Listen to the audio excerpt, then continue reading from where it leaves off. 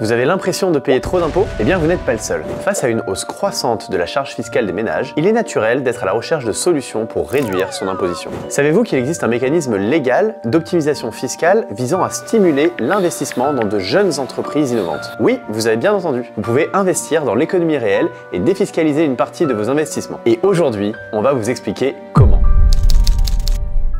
La défiscalisation ne se limite pas à une simple réduction d'impôts. Voici 3 raisons qui en font une démarche incontournable. Numéro 1, réduire vos impôts. Les dispositifs existants permettent des réductions significatives pouvant aller jusqu'à 50%. En choisissant bien vos investissements, vous pouvez soutenir des secteurs qui vous tiennent à cœur. L'innovation technologique, la transition énergétique, par exemple en investissant dans une start-up française qui développe des batteries recyclables. En plus des avantages fiscaux immédiats, ces investissements peuvent être rentables à long terme. Par exemple, investir dans une PME en pleine croissance peut vous rapporter des dividendes ou une plus-value significative si l'entreprise prospère. La défiscalisation, c'est donc bien plus qu'un simple outil fiscal. C'est une stratégie globale pour optimiser vos finances et aligner vos valeurs avec vos choix d'investissement. On commence avec le dispositif IR-PME. C'est une solution qui permet de réduire vos impôts tout en soutenant des entreprises non cotées, souvent des PME ou des startups.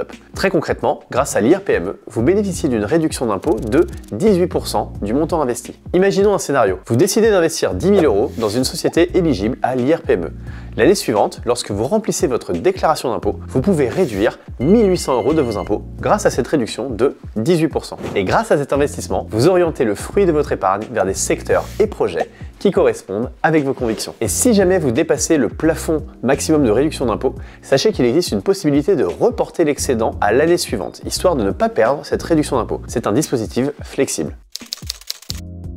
D'abord, vous devez être une personne physique, c'est-à-dire investir en tant que personne ou entreprise individuelle. Ensuite, vous devez avoir un domicile fiscal en France et vous engager à conserver vos actions pendant un minimum de 5 ans. Et bien sûr, il y a des plafonds. Vous pouvez investir jusqu'à 50 000 € par an ou 100 000 € si vous êtes en couple dans une entreprise éligible avec une réduction maximum de 10 000 € par an. Alors, comment savoir si l'entreprise dans laquelle vous voulez investir est éligible? Eh bien, c'est facile. Vous pouvez trouver les projets IR-PME directement sur des plateformes dédiées comme Tudigo. Passons à une option encore plus avantageuse, le dispositif JEI, Jeune Entreprise Innovante. Ce statut est attribué aux entreprises qui sont jeunes, innovantes et investissent dans la recherche et développement. En gros, les futures pépites de la tech. Investir dans une JEI, c'est une réelle opportunité. En plus du potentiel de la start-up dans laquelle vous investissez, vous pouvez profiter d'une réduction d'impôt de 30% sur vos investissements. Et pour sa variante avec le JEIR, Jeune Entreprise Innovante de rupture, la réduction d'impôt peut grimper jusqu'à 50%. Prenons un exemple. Vous investissez 30 000 € dans une JEI, cela vous donne une réduction d'impôt de 9 000 €. Si vous investissez dans une JEIR, la réduction passe à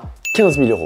15 000 € de réduction d'impôt pour 30 000 € investis. Vous pouvez donc réduire une grosse partie de votre impôt sur le revenu tout en contribuant au développement de startups innovantes qui adressent des problématiques de société et environnementales majeures. Je récapitule, non seulement vous réduisez vos impôts de 30 à 50%, mais vous soutenez également des projets à fort potentiel d'innovation avec une plus-value potentielle à la clé importante. C'est clair, il y a un risque, mais la récompense peut l'être tout autant. Un autre dispositif bien connu est le PEA, ou plan d'épargne en action. Et ici, on ne parle pas de réduction d'impôt sur l'investissement, mais plutôt d'une exonération d'impôt sur les plus-values générées par vos investissements. Si vous achetez des actions et que vous les revendez avec une plus-value, vous êtes normalement taxé à 30%. C'est ce qu'on appelle la flat tax. Mais lorsque vous les logez dans un PEA et que vous le gardez pendant 5 ans sans faire de retrait, vous êtes exonéré d'impôt sur les plus-values. En revanche, il y a un petit hic. Pour pouvoir profiter de cette exonération, il vous faut un minimum de 5 ans de détention. Mais si vous êtes patient et souhaitez maximiser vos gains à long terme, c'est un effort qui peut payer. Si vous voulez spécifiquement investir dans des startups TPE, PME ou ETI françaises, il existe le PEA-PME. Il fonctionne un peu comme le PEA classique, sauf qu'il est destiné aux entreprises de petite et moyenne taille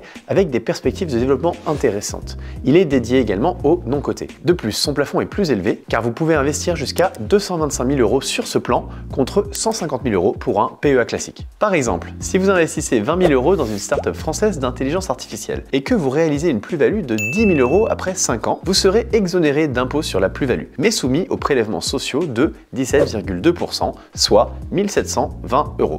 Ainsi, vous conservez 8 280 € sur votre plus-value contre 7 000 € si vous n'aviez pas logé cela dans un PEA-PME. Le PEA-PME permet donc de bénéficier de la même exonération fiscale, mais avec un focus sur les entreprises qui ont souvent besoin de financement pour se développer.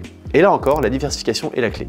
Plus vous diversifiez vos investissements dans des PME et startups innovantes, plus vous maximisez vos chances de succès. Le PEA-PME, c'est la porte d'entrée pour les investisseurs qui veulent vraiment soutenir l'économie réelle tout en optimisant leur fiscalité. Enfin, si vous êtes entrepreneur et que vous envisagez de vendre tout ou partie de votre entreprise, il existe un dispositif encore plus spécifique, le 150 0 BTR, ou dispositif de l'apport-cession. L'idée derrière ce mécanisme est de vous permettre de reporter l'imposition de la plus-value générée par la vente de vos parts, à condition de réinvestir cette somme dans d'autres projets via une société holding. C'est un dispositif assez technique, mais il peut être très intéressant pour les entrepreneurs qui souhaitent gérer leur sortie et reporter leurs échéances d'imposition. Ce n'est pas à la portée de tout le monde, mais pour ceux qui sont concernés, c'est une solution efficace pour optimiser la fiscalité liée à la vente de son entreprise. Avant de vous lancer tête baissée dans la défiscalisation par l'investissement, il est important de garder en tête que tout investissement comporte des risques. Vous pouvez très bien réaliser une plus-value, mais aussi une perte. L'essentiel est de diversifier vos investissements, de ne pas mettre tous vos œufs dans un même panier et de comprendre les mécanismes fiscaux en place. Investir pour défiscaliser, c'est une stratégie gagnante à condition de bien comprendre les dispositifs à votre disposition.